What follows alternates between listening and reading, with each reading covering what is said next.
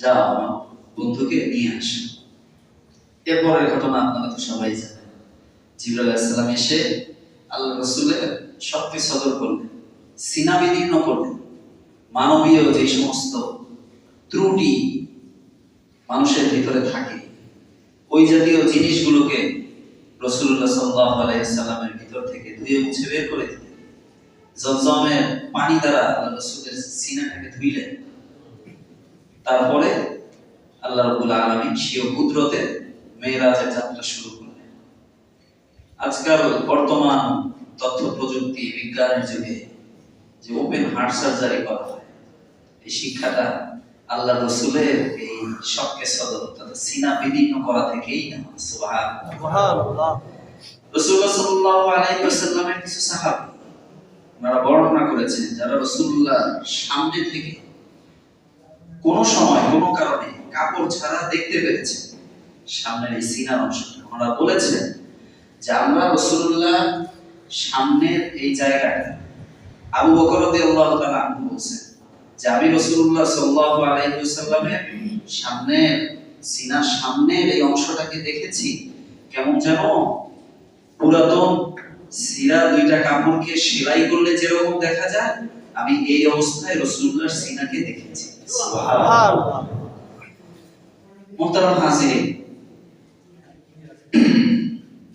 আল্লাহ সুবহানাহু ওয়া তাআলা আল্লাহ রাসূলকে মহব্বত করে যে মেরাজ দিচ্ছেন, এই মেরাজের দুইটা অংশ।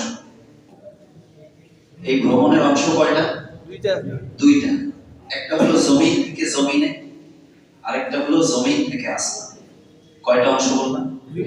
দুইটা অংশ। একটা জমিন থেকে জমিন, আরেকটা হলো জমিন থেকে আসমান।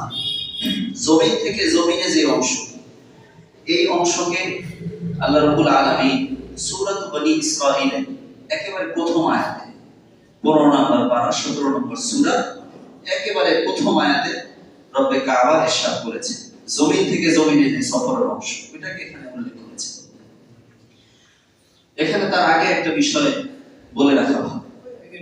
রাসূলুল্লাহ সাল্লাল্লাহু আলাইহি ওয়াসাল্লাম যখন জন্মগ্রহণ করলেন, বাচ্চা নবজাতক, রাসূলুল্লাহর আম্মা এখনো বসে আসেন নাই মতলব মানে বাচ্চা নিয়ে যে নিজের কাছে নেওয়া বা বাচ্চাকে দুধপান করানো, এই অবস্থায় এখনো আসেন না। ওই সময় আল্লাহ রাব্বুল আলামিন রাসূলুল্লাহ সাল্লাল্লাহু আলাইহি ওয়াসাল্লামকে জিবরাইল আমিন আলাইহিস সালাতু ওয়াস সালামের মাধ্যমে দুনিয়া থেকে আসমানে উঠিয়ে এনেছেন। সুবহানাল্লাহ। আসমানে নিয়ে কি করলেন? সমস্ত কায়নাতকে, সমস্ত মাখলুকাতকে রাসূলুল্লাহকে চিনায় দিলেন যে এই যে দেখো, আমি না আমার রাসূলকে দুনিয়াতে পাঠাইছি। আমাদের যখন বাচ্চা বাসায় যখন কোনো মেহমান আসে, অথবা আমরা যখন কোনো মেহমানের, আমরা যখন আমাদের কোনো আত্মীয়ের বাড়িতে বেড়াইতে যাই, বাচ্চাকে তার কাছে দেই না? আরে কথা বলেন, বাচ্চাকে দেই না? দিছে আমার বাচ্চা, দেখেন না কি কেমন হইছে, দেখি দেই না বলেন? আল্লাহ রাব্বুল আলামিন রাসূলুল্লাহকে তার মায়ের কোল থেকে উঠায় জিবরাইল আলাইহিস সালাতু ওয়াস সালামকে বললেন, সমগ্র পৃথিবীকে দেখাও আমার রাসূলকে আমি কেমন করে বানাইলাম, তাকে দেখায় দাও, চিনায় দাও, যাতে যতদিন আমার রাসূল থাকবেন তাকে চিনতে যেন অন্তত কোনো মাখলুকাতের সমস্যা না হয়। সুবহানাল্লাহ।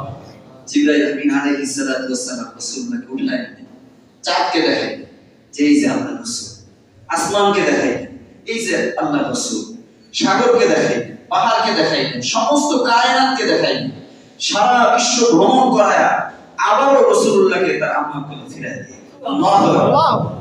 মুহতারাম হাজির, এই কথাটা কেন বললাম? আমরা সামনেই বলতেছি। ওই সময় আল্লাহ রাব্বুল আলামিন রাসূলুল্লাহকে উঠাইছেন কেন? সমস্ত মাখলুকাতকে রাসূল দেখানোর জন্য যে এই যে আমার রাসূল, দেখো তোমরা, আমি তাকে পাঠিয়েছি, তাকে বানিয়েছি আমি, এই যে আমার রাসূল, কেমন করে আমি সৃষ্টি করেছি। খুলিকতা মুবাররাআন মিন কুল্লি আইবিন কাআন্নাকা ক্বাদ খুলিকতা কামা তাশা। হাসান বিন সাবিত রাদিয়াল্লাহু তাআলা উনি তো রাসূলুল্লাহর শানে বলেছিলেন যে আপনাকে তো আল্লাহ রাব্বুল আলামিন এমন করে সৃষ্টি করেছেন, রব তো আপনাকে এমন করে সৃষ্টি করেছেন কেমন যেন খুলিকতা মুবাররাআন মিন কুল্লি আইবিন, সব ধরনের দোষ ত্রুটি থেকে আপনাকে এমন ভাবে মুক্ত করেছেন কান্নাকা কদ খুলিকতা কামা তাশাউ, কেমন যেন আপনি রবের কাছে যেমন চেয়েছেন এমনই শুধু নয়, রব যেভাবে আপনাকে মন চেয়েছে রবের মতো করেই রব আপনাকে সৃষ্টি করেছে। মানে রবের মন মতো করেই রব আপনাকে সৃষ্টি করেছে। তো মুহতারাম হাজির,